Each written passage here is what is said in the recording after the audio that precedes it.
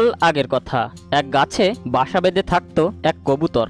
কবুতরটা ছিল খুবই সহজ সরল প্রকৃতির। কোনো রকম চালাকি সে বুঝতো না। সে খাবার সংগ্রহ করে খেত আর বাসায় থাকতো। এভাবে খুব ভালোভাবেই তার দিন কাটছিল। কয়েকদিন পর কবুতরটি দুটো ডিম পাড়ল। গাছ থেকে একটু দূরেই ছিল ঝোপঝাড় আর লতাপাতায় ঘেরা, আর সেখানে থাকতো এক দুষ্ট শিয়াল। সে কবুতরের ডিম পাড়ার খবর পেল। তখন সে বলল, অনেকদিন হলো কোনো পাখির মাংস খায় না। কবুতর তো দুটো ডিম পেড়েছে, ডিম ফুটে বাচ্চা বের হলেই ওগুলোকে চালাকি করে খাবো।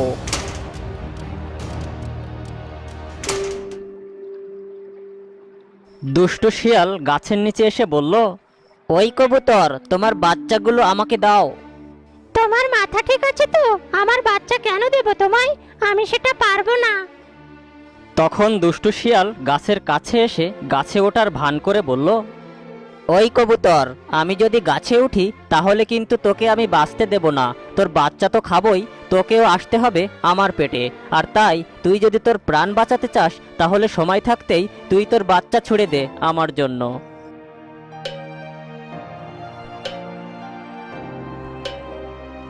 আমি কিন্তু বাপু এক কথা দুবার বলতে পারবো না।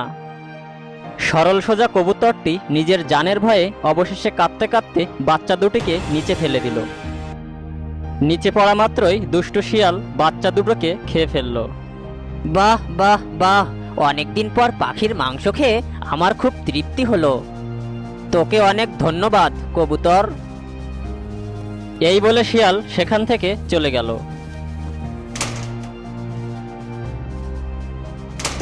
কবুতরটির আবার ডিম ফুটে দুটো বাচ্চা হলো। ডিম ফুটে ছানাতে হলো, কিন্তু এদেরকে কি আমি বাঁচাতে পারবো, নাকি কোনো দুষ্টু প্রাণী এসে এদেরকেও খেয়ে ফেলবে? ওই দুষ্টু শিয়াল যদি আবারও আসে তাহলে বাধ্য হয়ে তো এদের শিয়ালের মুখের খাবার হতেই হবে। চিন্তায় চিন্তায় কবুতরের ঘুম আসে না। চিন্তিত মনে বসে আছে কবুতর। ঠিক তখন সেখান দিয়ে এক বক যাচ্ছিল নদীর দিকে। নদীর পাড়ে বকের বাসা। কবুতরকে চিন্তিত হয়ে বসে থাকতে দেখে বক বলল, কি রে কবুতর মশাই, বসে বসে কি চিন্তা করছো? তোমাকে তো খুবই রোগা দেখাচ্ছে। তোমাকে বলে আর কি হবে ভাই? আরে আমাকে বলেই দেখো, যদি তোমার কোনো উপকার করতে পারি। নির্দ্বিধায় খুলে বলো, তোমার কি হয়েছে? কোনো সমস্যায় আছো নাকি? কবুতর তার চিন্তার কারণ বককে খুলে বলল। কবুতরের কথা শুনে বকও বুঝে গেল যে সে দুষ্টু শিয়ালের খপ্পরে পড়েছে। সহজ সরল বলে শিয়াল তাকে বোকা বানিয়েছে। High high high high high, তুমি অনেক বড় ভুল করেছো ভাই। তুমি মা হয়ে কেন শিয়ালের মুখে তোমার বাচ্চাদের তুলে দিয়েছো? তুমি যদি তোমার বাচ্চাদের ওর খাবার নাও বানাও, তবুও ও তোমার কোনো ক্ষতিই করতে পারবে না, কারণ শিয়াল কখনোই গাছে চড়তে পারে না। তোমাকে ধোকা দিয়ে বোকা বানিয়ে সে তোমার বাচ্চা খেয়ে নিচ্ছে। সে বড়ই চালাক। শোনো, আবার যদি শিয়াল আসে আর তোমাকে ধমক দিয়ে বাচ্চা খেতে চায়, তবে তাকে কঠিন জবাব দিবে। বলবে, পারলে গাছে উঠে খেয়ে যাও। সে কোনোদিনও গাছে উঠতে পারবে না, আর সে তোমার কোনো ক্ষতিই করতে পারবে না।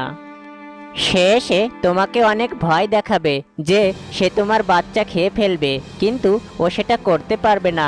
তুমি আর তাকে ভয় পাবে না। আমি এখন যাচ্ছি ভাই। এই বলে বক সেখান থেকে চলে গেল। দুষ্টু শিয়াল এসে হাজির হলো সেখানে। ওই বেটা কবুতর, তোর বাচ্চা ছুঁড়ে ফেল নিচে। তাড়াতাড়ি বাচ্চা দে, আমার এখন খুব ক্ষুধা পেয়েছে, আর তাছাড়া আমার অনেক কাজও আছে। তখন কবুতর বকের শেখানো কথাগুলো তোতা পাখির মতো বলে দিল। তোমাকে আমি আমার বাচ্চা দেব না। শিয়াল ভেবেছিল এবার তাকে বেশি কিছু বলতে হবে না। কবুতরের কথা শুনে শিয়াল রেগে গিয়ে বলল, কি বললি তুই? বাচ্চা দিবি না? এত বড় কথা! আমি গাছে উঠলে কিন্তু তোকে উচিত শিক্ষা দেব। আমি জানি তুমি গাছে উঠতে পারো না, পারলে গাছে ওঠো আর আমাদেরকে খেয়ে নাও। দুষ্টু শিয়াল দেখলো অবস্থা বেগতিক। তখন শিয়াল মনে মনে বলল, কবুতর তো এত চালাক ছিল না, নিশ্চয়ই এই বলদকে কেউ এটা শিখিয়ে দিয়েছে। তখন চালাক শিয়াল নরম গলায় বলল, কবুতর, তোমাকে এসব কথা কে শিখিয়ে দিয়েছে? সরল সোজা কবুতর তখন মুখ ফুটে বলেই ফেলল, এসব কথা আমাকে বক শিখিয়ে দিয়েছে। ও তাই? তুমি কি জানো বক কোথায় থাকে? তখন বোকা কবুতর বলেই দিল, বক নদীর ধারে থাকে। ও তাই, ঠিক আছে। এই বলে শিয়াল নদীর দিকে হাঁটতে শুরু করলো। পথ চলতে চলতে শিয়াল বলল, বেটা বক, কত ধানে কত চাল তা আমি তোকে এবার বোঝাবো। শিয়াল নদীর ধারে গিয়ে দেখলো বক নদীর পাড়ে দাঁড়িয়ে আছে। তখন শিয়াল বকের কাছে গিয়ে বলল, কেমন আছো বক মহাশয়? এই তো মোটামুটি ভালোই আছি। ইদানিং মাছ টাছ তেমন একটা পাচ্ছি না, তবুও ভালোই আছি। এবার তারা দুজন নদীর পাড়েই আড্ডা দেওয়া শুরু করে দিল।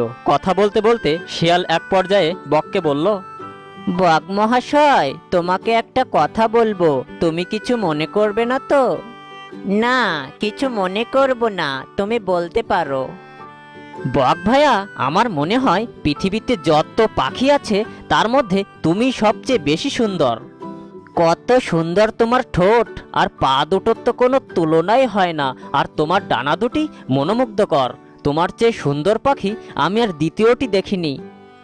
বক শিয়ালের প্রশংসার কারণ বুঝতে পারল না। সে শিয়ালের মিথ্যা প্রশংসায় খুবই খুশি হলো। তখন বক বলল, আমাকে লজ্জা না দিলেই কি নয়? সত্যি বলছি বক ভাইয়া, নিশ্চয় তুমি অপরূপ। আচ্ছা বক ভাইয়া, তুমি তো নদীর পাড়েই থাকো তাই না? কিন্তু যখন তোমার ডান দিক দিয়ে প্রবলভাবে বাতাস আসে তখন তুমি কি করো? তখন আমার ঠোঁট বাম দিকে রাখি। আর বাম দিক দিয়ে বাতাস আসলে তখন তুমি কি করো? তখন আমার ঠোঁট ডান দিকে রাখি। সত্যি বক ভাইয়া, তোমার বুদ্ধি অতুলনীয়। যখন বাতাস ডান বাম দুদিক দিয়ে আসে তখন তুমি কি করো? এমনটা হলে আমি আমার ঠোঁট আমার ডানার ভিতর লুকিয়ে রাখি, আর তখন বাতাস আমার মুখে লাগছে বলে মনেই হয় না। এটা কিভাবে সম্ভব? মনে হয় তুমি আমার সাথে মজা করছো। প্রচণ্ড বাতাসে এমনটা করা সম্ভব হয় বলে আমার মনে হয় না। শিয়ালের এই কথার আড়ালে ছিল জিলাপির প্যাঁচ, কিন্তু সহজ সরল বক সেটা বুঝতেই পারল না। হ্যাঁ, এটা অবশ্যই সম্ভব। কি আজব ব্যাপার! ও, যদি এটা সত্যিই সম্ভব হয় তাহলে তুমি আমাকে এটা করে দেখাও। কে বলেছে এটা অসম্ভব? যেহেতু তুমি বিশ্বাস করছো না, তাই তুমি এটা দেখেই যাও। এই বলে বক তার ঠোঁট ডানার নিচে লুকিয়ে ফেলল। চালাক শিয়াল এই সুযোগের অপেক্ষায় ছিল, আর তখন শিয়াল বকের উপর আক্রমণ করে বসলো, আর বক মারা গেল। হে বক, তুমি কবুতরকে আমার হাত থেকে বাঁচার উপায় শিখিয়েছো, কিন্তু তুমি নিজেই জানো না নিজের জান বাঁচানোর জন্য বুদ্ধির প্রয়োজন হয়।